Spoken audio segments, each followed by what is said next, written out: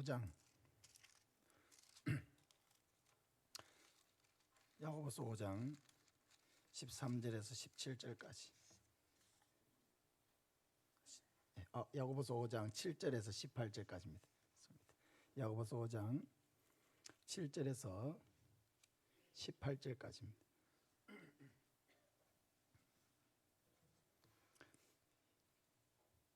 야고보서 5장 7절에서 18절까지.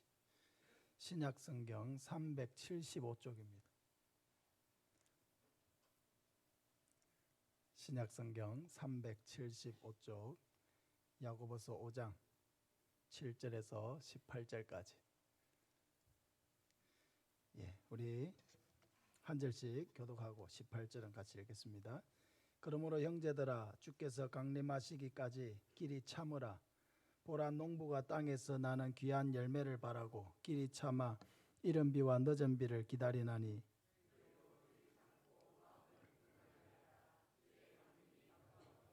형제들아, 서로 원망하지 말라. 그리하여야 심판을 면하리라. 보라, 심판주가 문 밖에 서 계시니라.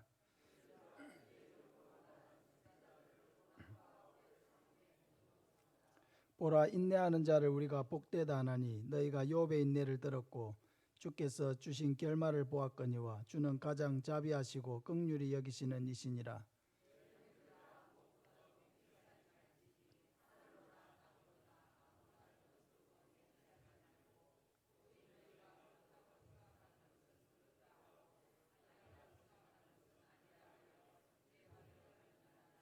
너희 중에 고난당하는 자가 있느냐? 그는 기도할 것이요. 즐거워하는 자가 있느냐? 그는 찬송할지니라.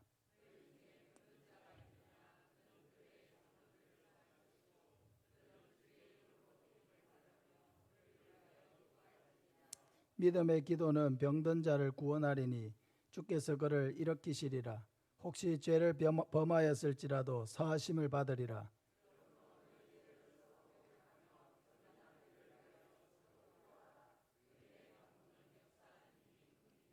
엘리야는 우리와 성정이 같은 사람이로되 그가 비가 오지 않기를 간절히 기도한즉 3년 6개월 동안 땅에 비가 오지 아니하고 다시 기도하니 하늘이 비를 주고 땅이 열매를 맺었느니라. 아멘.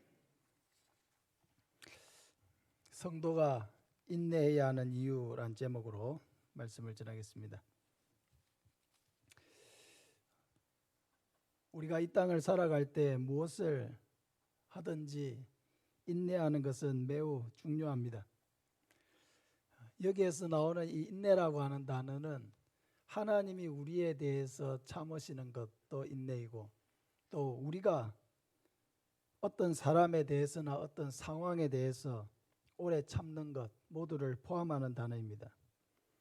이 인내라고 하는 이 원어는 아래라고 하는 뜻과 또 머물다라고 하는 뜻이 합해져서 만들어진 것입니다. 어떤 상황 아래에 머물러 있는 것, 이것이 바로 인내입니다.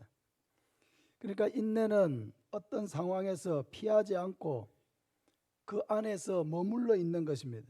아무리 힘들고 어려워도 버티고 있는 것입니다. 그것이 바로 인내의 의미입니다. 이런 점에서 보면 인내는 우리의 삶의 아주 중요한 부분의 하나라고 할 수 있습니다. 왜냐하면 우리의 삶에는 여러 가지 인내해야 될 일들이 너무나 많기 때문입니다. 오늘 본문을 통해서 성도가 인내해야 하는 3가지 이유에 대해서 말씀을 전하겠습니다. 첫째, 성도는 열매를 얻기 위해서 인내해야 합니다. 오늘 본문 7절부터 보면은 그러므로 형제들아, 주께서 강림하시기까지 길이 참으라. 보라, 농부가 땅에서 나는 귀한 열매를 바라고 길이 참아 이른 비와 늦은 비를 기다리나니 너희도 길이 참고 마음을 굳건하게 하라. 주의 강림이 가까우시니라. 열매를 얻는 일은 시간이 걸리는 일입니다. 마음 같아서는 금방이라도 무슨 결과를 얻고 싶어도 그렇게 할 수가 없습니다. 오늘 모내기를 하고 내일 추수하러 들에 나갈 수는 없습니다. 농부는 모내기를 했으면 최소한 5개월을 기다려야 합니다. 자라도록 기다려야 합니다. 열매 맺도록 기다려야 하는 것입니다. 그동안의 농부는 무더운 여름을 지나가야 합니다. 또 그동안의 태풍이 몇 차례 또 지나갑니다. 그렇게 하고 나서야 겨우 농부는 수확을 할 수가 있는 것입니다. 열매를 얻는 과정이 결코 순탄하지 못한 것입니다. 그러나 열매라는 것은 이런 인내의 과정을 거쳐야 결국 우리의 손에 들어오게 되는 것입니다. 유대적인 배경에서 보면은 이른 비와 늦은 비를 기다린다라고 하는 말씀이 있었습니다. 이른 비는 10월 중순경에 오는 비인데 이스라엘은 이때 파종을 시작합니다. 이른 비가 와야 땅이 촉촉해지고 씨를 뿌릴 수가 있는 것이죠. 그리고 이제 늦은 비는 곡식이 연거는 막바지에 오는 봄비입니다. 이것은 4월경에 이렇게 옵니다. 그러니까 이른 비가 와야 농사가 시작되고 늦은 비가 와야 추수를 할 수가 있는 것입니다. 그러니 농부는 비를 기다리는 것이 일입니다. 제때 비만 오면은 그것보다 더 좋은 것은 없는 것입니다. 그런데 비는 왔으면 좋겠는데 안 올 수도 있고 마음대로 이렇게 비를 조정할 수 있는 것이 아닙니다. 하나님이 주셔야 비가 오는 것입니다. 그러므로 인내는 농부가 열매를 얻기 위해서 이른 비와 늦은 비를 간절한 마음으로 기다리듯이 하나님이 행하실 일을 바라보고 기다리는 것입니다. 우리 마음속에 저마다 바라보고 있는 열매가 다 다릅니다. 사람이 변하는 것도 인내를 해야 합니다. 아이들이 성숙해 가는 것도 인내를 해야 합니다. 부부가 한평생 행복하게 해로하기 위해서도 인내를 해야 합니다. 어제 결혼한 신혼부부가 신혼여행을 바로 가지 않고 오늘 예배를 드리고 내일 신혼여행을 가겠다고 참석을 했습니다. 참으로 귀한 마음입니다.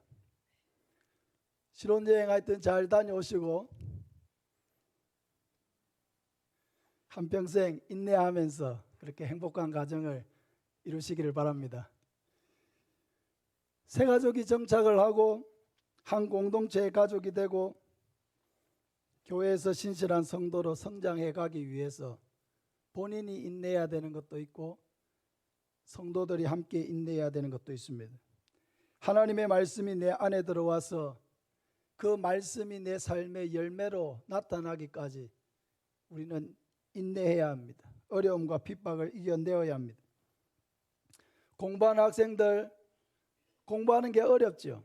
공부할 때는 공부 빼고 다 하고 싶은 거예요. 공부 빼고는 다 재밌습니다. 뉴스도 재밌습니다. 근데 좋은 결과를 얻기 위해서는 노는 것도 참아야 되고 하고 싶은 일도 참고 인내를 해야 합니다.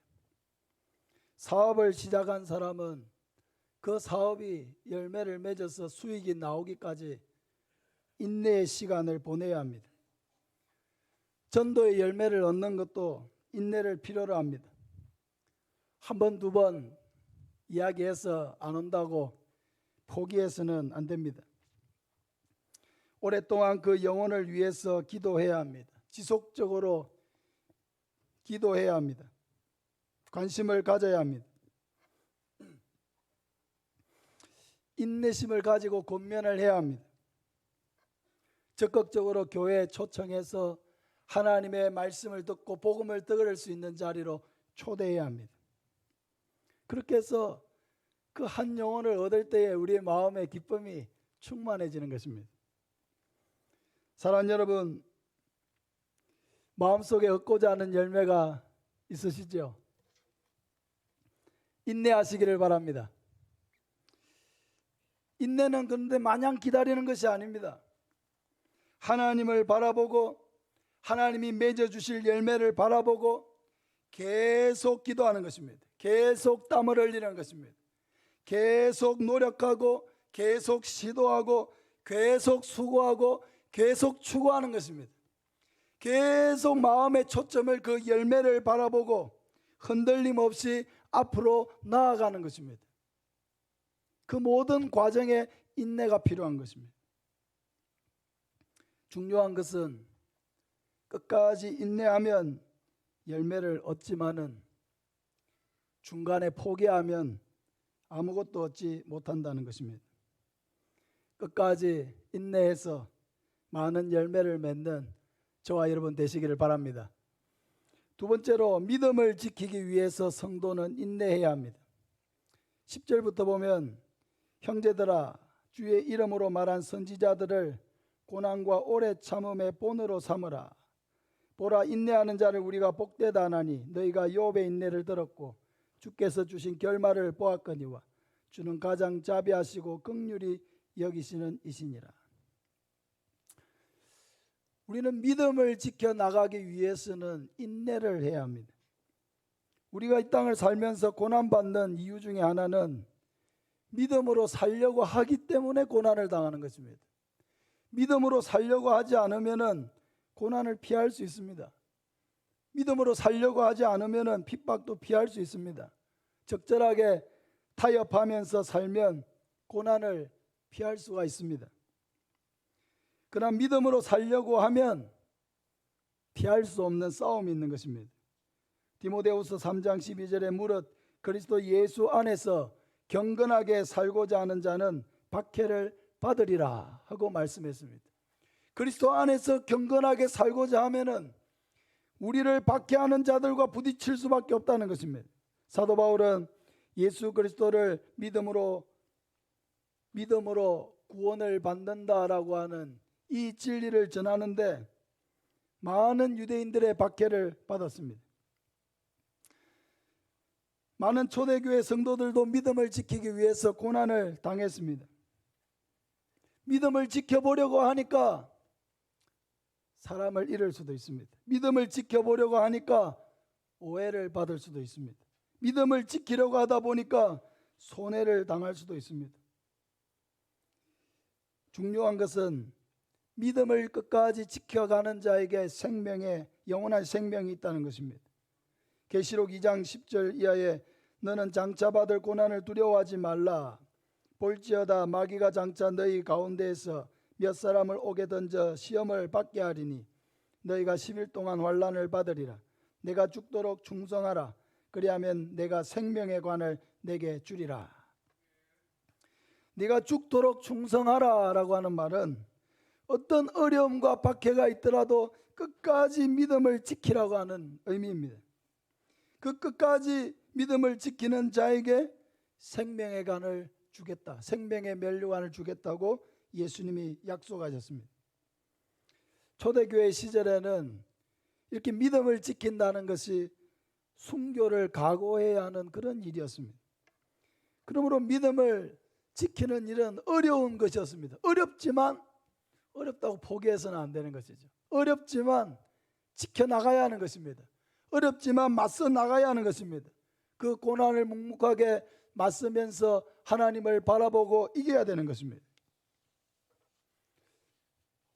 오늘도 우리가 초대교회 같은 그런 박해가 없다고 할지라도 물론 우리에게는 없지만 세계 여러 나라에서 특별히 북한에서 또 중동의 이슬람권에서 불교권에서 힌두권에서 예수님을 믿는다는 이 이유 하나만으로도 핍박을 당하고 또 가족들로부터 공동체로부터 따돌림을 당하고 살인을 당하는 일까지 일어나고 있는 것을 봅니다. 오늘도 초대교회 같은 박해는 아니라 할지라도 예수님을 믿는다는 이유 때문에 가정에서 아직도 눈치를 보면서 신앙생활을 해야 되는 사람도 있습니다. 사랑하는 여러분, 어려움은 있지만은 인내하시기를 바랍니다. 직장 속에서 믿음을 지키는 일도 상사들이나 동료들의 눈치를 살펴야 할 수도 있습니다. 어려움은 있지만은 이것도 또한 인내하시기를 바랍니다. 이 땅의 삶은 짧고 우리는 영원한 하나님 나라를 바라보고 있습니다. 그런데 이렇게 외부로부터 우리의 믿음을 훼손하고 우리의 믿음을 무너뜨리려고 하는 이런 일들도 있지만은 그러나 우리 스스로 무너지는 것도 있습니다. 세상을 향한 쾌락과 세상을 향한 유혹들, 그런 유혹들에 우리의 믿음도 때로는 흔들릴 때가 있는 것입니다. 사랑하는 여러분, 이 세상의 것을 다 즐기려고 하지 마시기를 바랍니다. 남들이 하는 만큼 나도 즐기면서 이 땅을 사는 것을 목표로 삼지 마시기를 바랍니다. 조금 덜 가지고 남보다 조금 덜 누리고, 그것이 여러분 우리의 보람이고 기쁨입니다. 하나님 나라에서 덜 누린 것이 하나님 나라에서는 자랑이 되는 것입니다. 롯의 아내는 소돔과 고모라가 멸망할 때에 처음에는 구원을 받았지만은 그 소돔과 고모라의 그 삶에 대한 환상을 버리지 못했습니다. 미련을 버리지 못했습니다.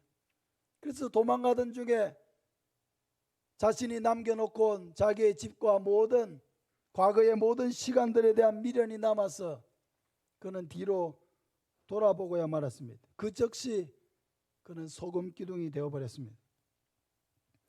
이 세상에 늘 미련을 두고 믿음으로 살지 못하고 하나님 나라의 소망을 가지고 살아야 될 하나님의 백성이 목표를 계속 잃어버리고 이 세상을 향해서 미련을 두고 이 세상에서 더 누리고 이 세상에서 더 편해지고 이 세상에서 더 많은 것을 누리면서 살려고 하는 욕심 때문에 목표를 상실해 버린다면은 그 사람은 하나님 나라에 합당하지 않다는 것을 스스로 증명하는 것입니다. 외부로부터 오는 핍박이든지 우리 안에서 일어나는 외부에 대한 유혹이든지 우리가 믿음을 지키기 위해서는 인내를 해야 합니다. 여러분, 우리가 나는 어떤 부분에서 잘 넘어지는 사람입니까? 나는 어떤 부분에서 우리의 시선을 빼앗기고 마음을 빼앗기는 사람입니까? 이런 유혹들과 어려움들, 핍박들을 이겨나가기 위해서는 여러분 한 가지 방법밖에 없습니다. 그것은 계속 하나님의 은혜의 자리를 사모하고 우리가 성령 충만해서 우리의 삶의 목표와 방향이 되시는 하나님을 잃어버리지 않는 것입니다. 사랑하는 여러분, 항상 은혜의 자리를 사모하시기를 바랍니다. 예배의 자리를 소중하게 여기시기를 바랍니다. 새벽을 좀 깨워보시기를 바랍니다. 이렇게 하면 깨워봐야지 하면서도 내일 새벽 되면 다음 주부터 해야지. 우리 따라합시다. 새벽을 깨우자. 육신을 이겨야 영이 산다.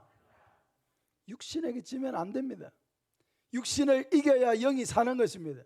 두 개가 함께 가지는 않습니다.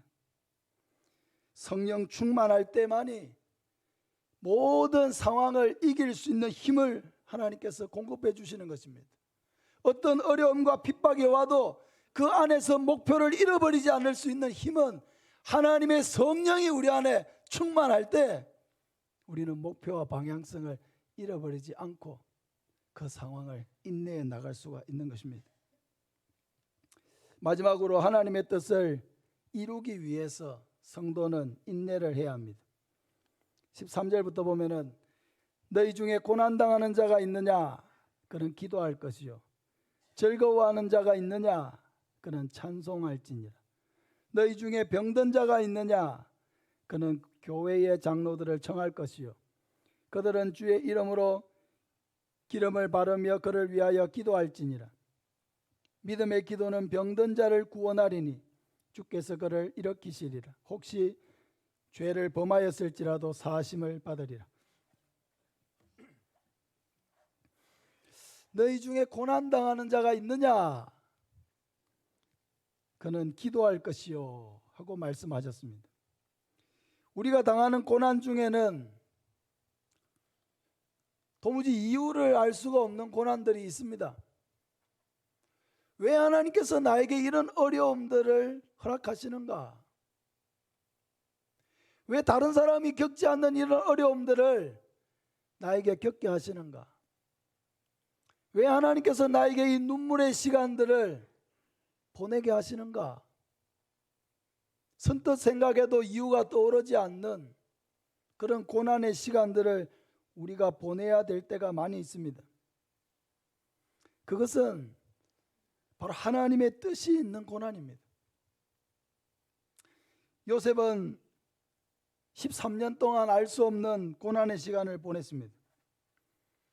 그러나 아버지의 심부름으로 형들의 그 안부를 알아보러 갔다가 졸지에 그 형들에게 붙들려서 애굽의 종으로 팔리게 되었습니다. 노예로 팔리게 된 것입니다. 상상할 수 없는 일이 하루아침에 일어나게 된 것입니다. 요셉의 입장에서는 도무지 왜 내가 이런 어려움에 처하게 되는가? 왜 하나님이 나에게 이런 시간을 허락하시는가? 이런 고통을 나에게 주시는가? 도무지 이유를 알 수 없는 고통이 시작된 것입니다. 그렇게 애굽의 노예로 팔려간 요셉은 무려 10년간 애굽의 시위대장 보디발의 집에서 노예로 살았습니다.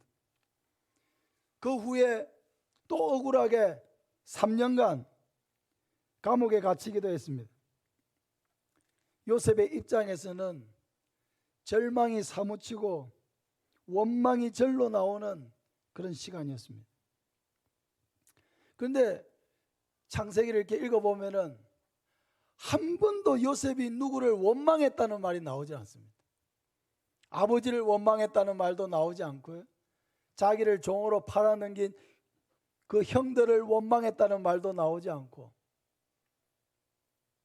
자기를 억울하게 감옥에 쳐넣은 그 보디발의 아내를 원망하지도 않았습니다. 이런 모든 상황을 허락하시는 하나님을 원망하지도 않았습니다. 그는 아무도 원망하지 않았습니다. 오로지 묵묵히 마음속으로 하나님이 왜 나에게 이런 시간을 주시는가? 마음속에는 끊임없이 왜라는 질문이 일어났겠지만은 그러나 그 왜라고 하는 질문을 원망으로 연결시키지는 않았습니다. 하나님 앞에 물으면서 하나님 왜 나에게 이런 시간을 주십니까?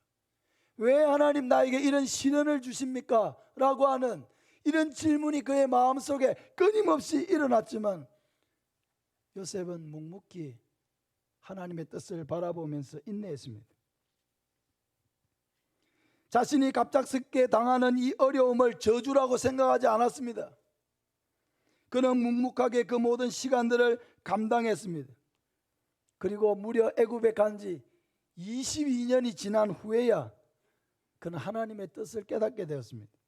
창세기 45장 7절 이하에 보면 하나님이 큰 구원으로 당신들의 생명을 보존하고 당신들의 우선을 세상에 두시려고 나를 당신들보다 먼저 보내셨나니 그런즉 나를 이리로 보낸 이는 당신들이 아니요 하나님이시라.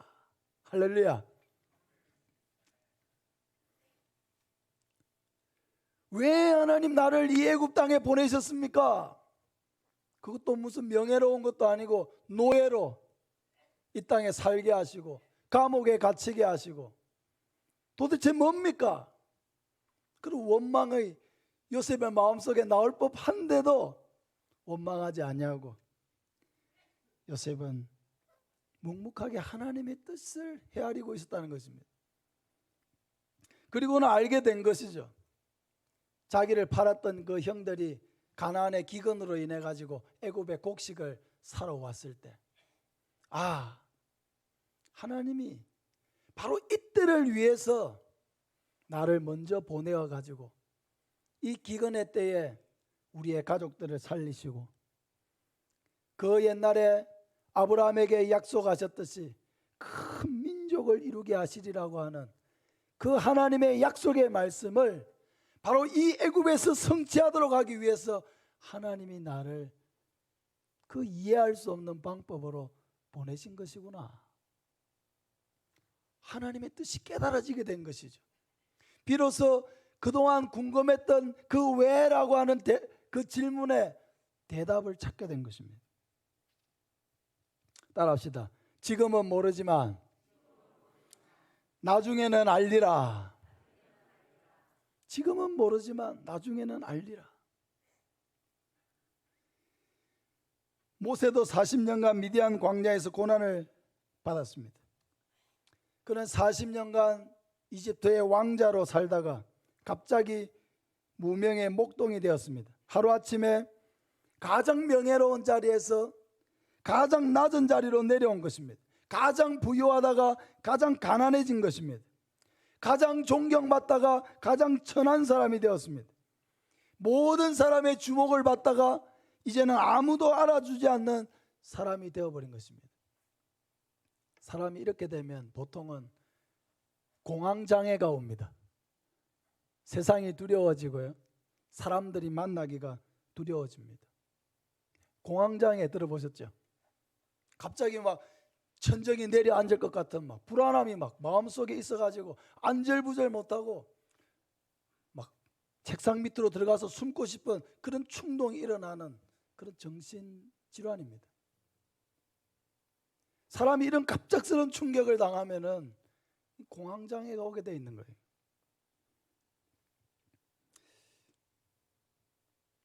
우리가 살아가면서 이런 일을 겪는다는 것은 굉장히 고통스러운 일입니다. 모세는 하루아침에 그동안 40년간 정말 당연한 것처럼 누려왔던 그 모든 것들을 하루아침에 잃어버렸습니다. 신기루처럼 사라져버렸습니다. 이후에 전혀 다른 40년이 시작되었습니다.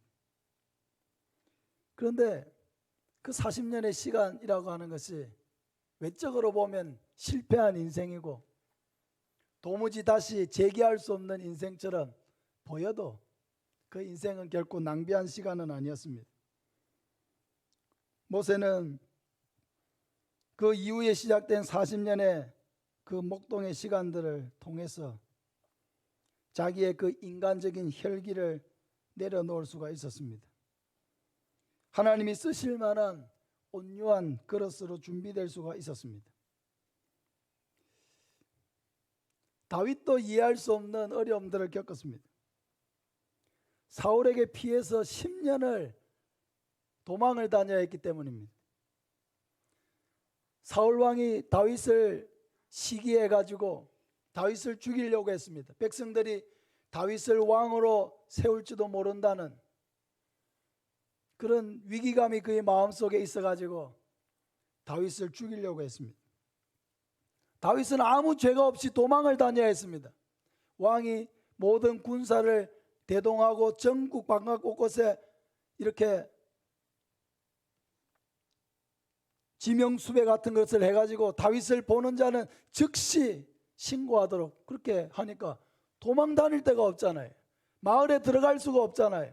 사람들이 보는데 다닐 수가 없습니다. 그럼 어디로 가야 됩니까? 산으로 가야 합니다. 계곡으로 가야 합니다. 사람들의 발길이 닿지 않는 곳으로 도망을 다녀야 되는 거예요. 그게 얼마나 힘든 일입니까? 나중에는 이스라엘 안에 도망갈 데가 없어가지고 이스라엘의 적국이라고 할 수 있는 블레셋의 망명을 가는 그런 일도 겪었습니다. 거기서 다시 돌아올 때에 여러분 미친 척 해야 되는 그런 어려움도 있었습니다. 다윗의 마음속에 이런 고민이 있지 않았겠습니까? 왜 하나님 나에게 이런 시간을 주십니까? 내가 무슨 죄를 지었길래 이런 고통 가운데 살게 하십니까? 다윗의 마음속에 자기도 모르는 왜라고 하는 질문이 계속 나오는 거예요. 왜 나에게 이런 이해할 수 없는 어려움들을 당하게 하십니까? 근데 다윗은 이유를 모르지만 하나님께는 항상 이유가 있는 거예요. 지금은 모르지만 나중에는 알리라. 하나님이 다윗을 향해서 가지신 계획은 그냥 이 땅을 평범하게 사는 사람은 아니었습니다. 사울을 이어서 이스라엘의 왕으로 세우시려고 하는 계획이 있었습니다. 그러나 이스라엘의 왕은 이 세상의 왕들과는 다른 왕이에요. 이 세상의 왕은요, 자기 마음대로 하는 사람이 왕인 거예요. 우리가 농담 삼아 그런 얘기 하잖아요. 자기 마음대로 하려고 하는 사람, 네가 왕이가. 그런 얘기 하잖아요. 그 왕이라고 하는 것은 우리의 개념 속에는 자기 하고 싶은 대로 마음대로 하는 사람이 왕인 거예요. 그러나 이스라엘의 왕은 다른 거예요. 이스라엘의 왕은 자기 마음대로 하는 왕이 아니고 하나님의 지상 대리 통치자예요. 하나님의 지상 대리 통치자.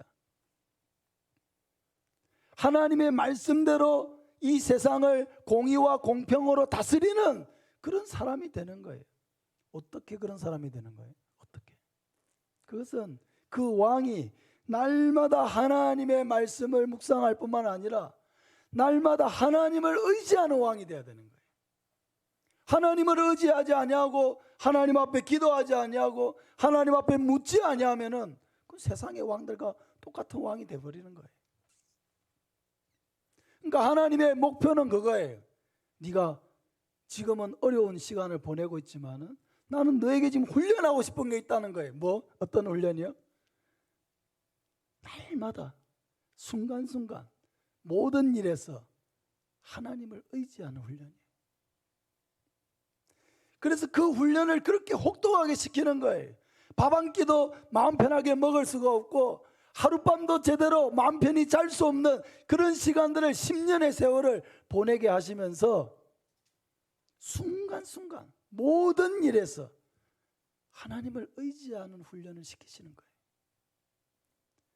그렇게 혹독한 훈련을 시켜야 때가 되어 이스라엘 왕이 되었을 때 세상의 왕들처럼 되지 않고 하나님이 원하시는 그런 왕이 될 수가 있기 때문이었습니다. 사랑하는 여러분, 중요한 것은 인내해야 한다는 것입니다. 때로는 내가 왜 이런 어려움을 당해야 하는지 모르겠더라도 포기하지 말고 버텨야 한다는 것입니다. 인내라고 하는 말의 뜻이 뭐라고요? 어떤 상황 안에서 버티는 것입니다. 그게 인내라고 하는 말의 원뜻입니다. 하나님의 뜻을 계속 마음속으로 물으면서 왜 하나님 나에게 이런 시간을 허락하십니까? 왜 하나님 나에게 이런 고통을 허락하십니까? 왜 하나님 나에게 이런 어려움의 시간들을 허락하시는 것입니까? 그 시간들이 몇 달이 되든지 혹은 몇 년이 되든지 아니면 10년, 20년이 되든지 얼른 대답이 떠오르지 않아도 빨리 하나님이 대답을 주지 않으시더라도 그 시간들을 묵묵히 감당하면서 인내해야 한다는 것입니다. 당장에 내 손에 뭔가 잡히는 것이 없더라도 하나님을 바라보면서 하나님이 뜻이 있겠지. 내가 지금 깨닫지 못하지만 나중에는 알게 되겠지. 그렇게 하나님 앞에 고백하면서 그 믿음을 가지고 그 눈물의 시간들, 어려움의 시간들, 고통의 시간들, 이해할 수 없는 시간들, 뭔가 안개와 같이 뭔가 안개가 그치지 아니하고 답답한 그런 시간들을 감당해내어야 한다는 것입니다. 그것이 바로 인내입니다. 그런 시간들 속에서도 여전히 하나님은 계속 일하고 계시고 그런 시간들 속에서도 여전히 하나님의 뜻이 있고 그런 시간들 속에서도 하나님의 완전하신 계획이 이루어져 가고 있다는 것을 온전히 믿고 버티는 것입니다.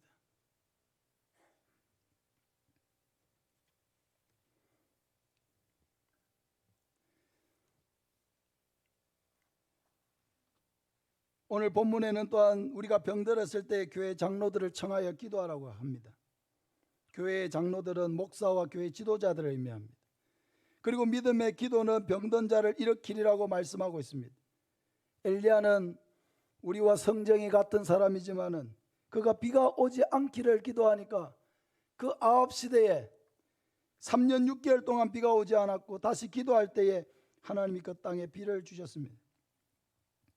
엘리야가 기도 응답을 받은 것은 우리보다 특별한 사람이었기 때문이 아니라 그의 간절한 기도에 있었다는 사실입니다. 도무지 비가 올 기미가 없을 때에 엘리야는 그 무릎 사이에 얼굴을 넣고 간절하게 하나님 앞에 기도했습니다. 그때 손바닥만한 구름이 일어났습니다. 소망이 전혀 없었는데 작은 소망의 구름이 일어난 것입니다. 그리고 다시 하나님 앞에 기도하니 큰 비가 그 땅에 내리게 되었습니다. 3년 6개월 만에 비가 온 것입니다. 사랑하는 여러분, 고난 중에 있을 때 우리가 해야 될 일이 무엇입니까? 기도하는 일입니다. 고난 속에 있을 때에 우리가 할 수 있는 가장 중요한 일은 기도하는 일입니다. 앞이 보이지 아니할 때에, 내 안에 왜라고 하는 질문이 계속 일어날 때에 우리가 잊지 말아야 될 것은 기도하는 것입니다. 기도의 자리에 머무는 것입니다.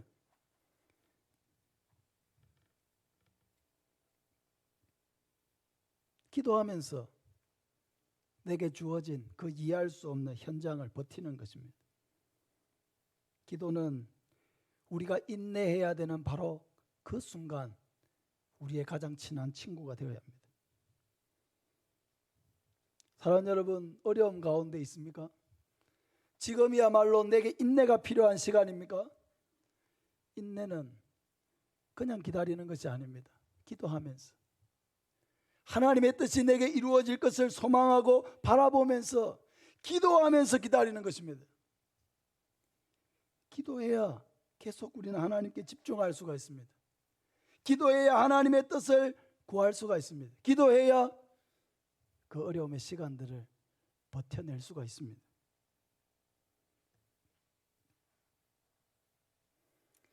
우리는 고난의 때에 겸손해야 합니다. 죄를 회개하라는 것은 겸손하라는 것입니다. 고난을 통해서 자신의 삶을 돌아보아야 합니다. 누구든지 마찬가지죠. 갑작스러운 어려움을 만나면 우리는 다 내가 하나님 앞에 잘못한 것이 없는가 먼저 돌아보게 됩니다. 자연스러운 것입니다. 그것은 하나님께서 우리에게 복을 주시려고 그런 마음을 주시는 것입니다. 하나님께서 우리의 삶을 돌아보게 하시고 회개하게 하실 때에 겸손하게 하나님 앞에 자기의 죄를 구하고 회개하면 하나님은 우리를 용서해 주시고 우리의 삶을 회복시켜 주십니다. 우리는 너무 연약한 사람들입니다. 우리의 머리털 하나도 희게 하거나 검게 우리 자신이 할 수가 없습니다. 우리는 우리 마음대로 키를 늘리거나 줄일 수 없습니다. 우리의 생명을 연장하거나 혹은 줄일 수 없습니다. 갑자기 비를 내리게 하거나 멈추게 할 수 없습니다. 우리의 삶은 하나님 앞에서는 먼지와 같은 것입니다. 우리는 어려움들을 통해서 내가 이 땅의 주인이 아니라 하나님이 내 삶의 주인이시고 나는 철저하게 하나님의 통치 아래에 있는 연약한 자인 것을 깨닫습니다. 그러니까 이 고난이라고 하는 것은 우선에 육신적으로는 고통이 있고 마음적으로도 어려움이 있지만은 영적으로는 엄청난 유익을 가져오는 것입니다. 그 고난으로 인해서 우리는 정신이 번쩍 드는 것입니다. 고난으로 인해서 뒤바뀌었던 주인의 자리, 내가 주인이 아니라 하나님이 내 주인이셨다는 것을 다시 한번 깨닫고 그 주인의 자리를 하나님 앞에 다시 내어드리는 기회가 되는 것입니다.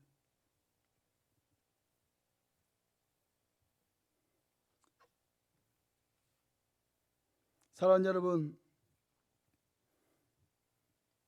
고난의 의미가 쉽게 이해되지 않고 하나님의 뜻이 무엇인지 잘 알지 못할 때 묵묵하게 기도하면서 그 상황을 버티면서 하나님 앞에 물어야 합니다. 하나님께서 주시는 고난이 요셉처럼 하나님의 귀한 도구로 쓰시기 위한 그런 고난일 수도 있습니다.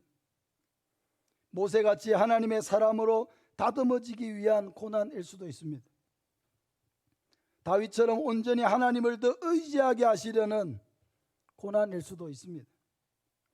지금은 알지 못합니다. 그러나 나중에는 알게 될 것입니다. 지금은 고난을 당하지만 나중에는 찬양하게 될 것입니다. 지금은 어두움의 긴 터널을 통과하지만 나중에는 빛 가운데로 나타나고 하나님이 내게 행하신 일들을 간증하게 될 것입니다. 할렐루야.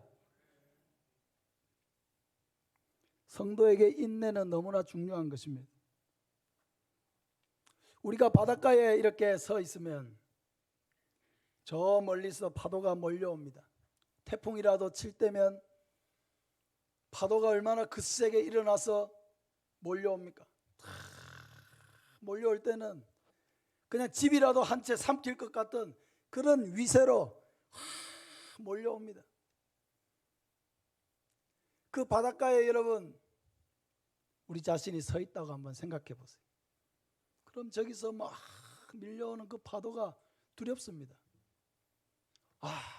나를 당장이라도 쓰러뜨리고 바닷속으로 끌어들어가 버릴 것 같은, 내 인생을 완전히 송두리째 망쳐버릴 것 같은 그런 기세를 느낍니다. 그러나 무섭다고 도망갈 필요가 없습니다. 그런 엄청난 기세로 달려들어도 해안가로 오면은 파도는 파도일 뿐입니다. 부서져 버립니다.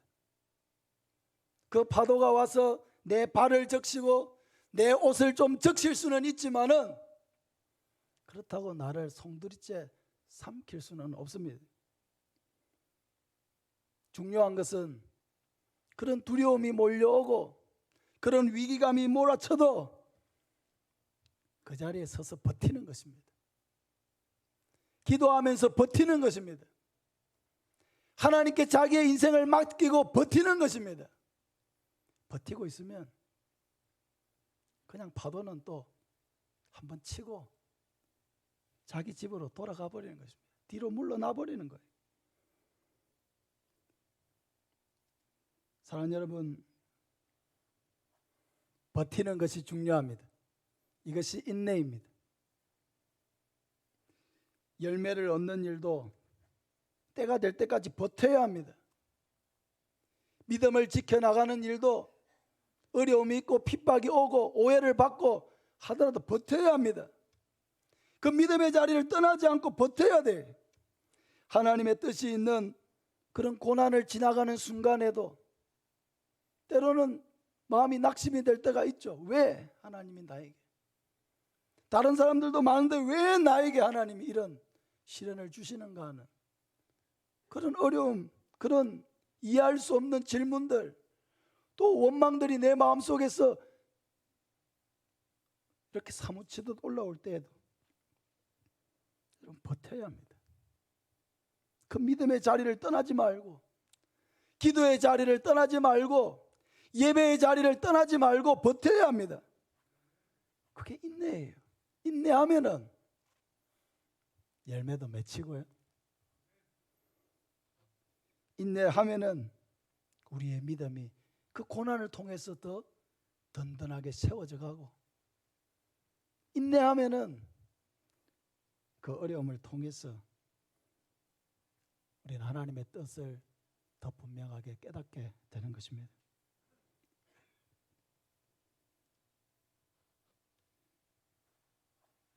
하나님을 온전히 바라보면서 기도하면서 묵묵히 오늘도 내가 감당해야 될 만큼의 짐을 지고 가시기를 바랍니다. 갈라디아 6장 9절에 우리가 선을 행하되 낙심하지 말지니 포기하지 아니하면 때가 이름에 거두리라. 낙심하지 말지니 포기하지 아니하면 때가 이름에 거두리라. 인내를 통해서 열매를 얻고, 인내를 통해서 성숙의 길로 나아가고, 인내를 통해서 믿음을 지키고, 인내를 통해서 하나님의 뜻을 이루어 드리는 저와 여러분 되시기를 예수님의 이름으로 축복합니다.